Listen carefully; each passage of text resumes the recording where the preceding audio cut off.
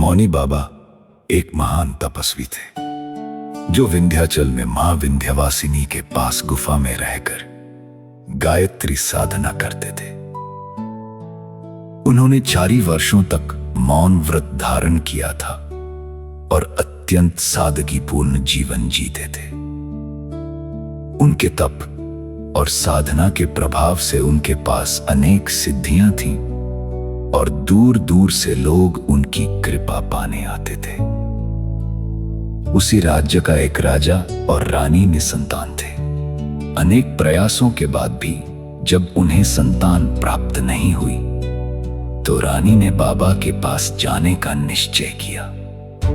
वह प्रतिदिन गुफा पर जाकर सेवा करती, साफ सफाई करती और घंटों प्रतीक्षा करती कि बाबा उससे बात करें। एक दिन भयंकर तूफान और बारिश के बावजूद रानी अपनी श्रद्धा में अडिग रही और घायल अवस्था में भी बाबा की गुफा तक पहुंच गई। उसकी ऐसी निष्ठा देखकर बाबा का हृदय पिघल गया और उनका वर्षों का मौन टूट गया। उन्होंने करुणा से रानी को पुत्र होने का आशीर्वाद दे दिया।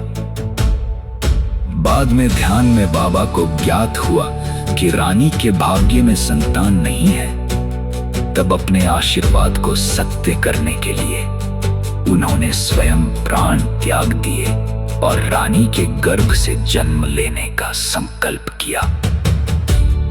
कुछ समय बाद रानी को पुत्र हुआ जो जन्म से मौन था। बड़ा होकर वह अत्यंत बुद्धिमान बना लेकिन कभी बोलता नहीं था। एक दिन जंगल में एक घटना के दौरान वह अचानक बोल पड़ा।